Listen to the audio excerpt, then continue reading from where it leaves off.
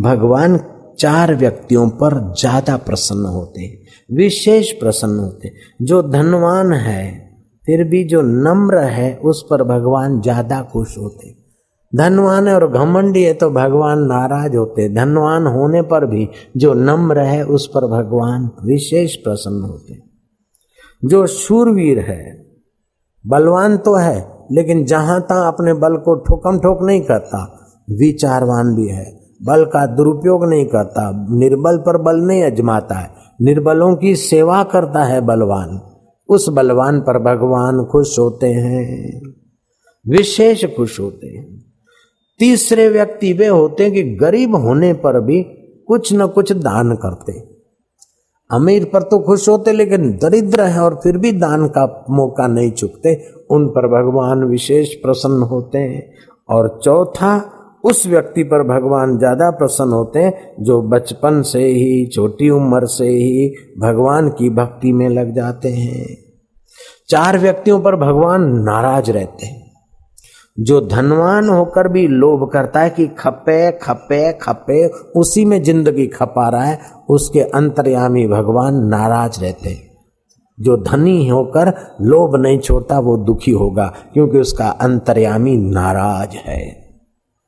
दूसरा है, उन व्यक्तियों पर भगवान नाराज होते हैं कि जो विद्वान होते हुए भी पाप कर्म में लगे रहते हैं, सब कुछ समझते हुए भी पाप कर्म करते रहते हैं, उनके भगवान नाराज होते हैं, वे दुखी रहते। चाहे विद्वान हो फिर भी खुशी नहीं होगी, धर्म को जानते हुए भी अधर्म करते रहते, ऐसे लोगों पर भगवान नाराज रहते हैं। तीसरा, जो बुढ़ापे में भी पाप नहीं छोड़ता उस पर भगवान नाराज होते। और चौथा, भगवान उस पर नाराज होते हैं जो संत की निंदा करते हैं। संत का निंदक महाहत्यारा, संत का निंदक परमेश्वर मारा। संत के निंदक की पूजे न आश, नानक संत का निंदक सदा निराश। संत का निंदक बगड़ रूप हो जाए, संत के निंदक को मिले सजाए। हरि गुरु निंदा सुनहि जे काना, हो वही पाप गौ घात समाना। हरि गुरु निंदक दादुर हो वही, जन्म सहस्त्र नर पावई सोई। जो भगवान या भगवान के प्यारे संतों की निंदा करता है वो मेढक की योनि में जाता है। संत का निंदक महाहत्यारा। कबीर जी ने कहा, कबीरा निंदक ना मिलो, कबीरा निंदक ना मिलो।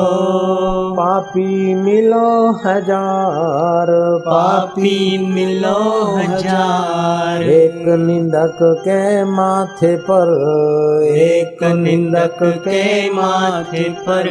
लाख पापिन को भार, लाख पापिन को भार। पापी मिल जाए तो हरकत नहीं, लेकिन संतों के निंदक का मौका न। और संत की निंदा तो सब युगों में हुई है। भगवान वशिष्ठ जी की निंदा करते थे लोग, गुरु नानक की निंदा करते थे लोग, बुद्ध भगवान की तो बड़ी खतरनाक निंदा करते थे। जो सज्जन होते संत का फायदा उठाते हैं, लेकिन जो गंजेड़ी भंगेड़ी पाप कर्मा होते हैं उनके धंधे में कहीं गड़बड़ होती या मन में गड़बड़ होती और संतों के लिए कुछ का कुछ अफवाह फैलाते हैं, कुछ की कुछ निंदा की सामग्री बनाकर संत की निंदा करते हैं। ऐसे लोग अपने 7-7 पीढ़ियों सहित नरक में पड़ते हैं। जब संत की निंदा करने से 7-7 पीढ़ी तबाह हो जाती है तो संत के देवी कार्य में भागीदार होने वालों की 7-7 पीढ़ी आबाद हो जाए तो क्या आश्चर्य है।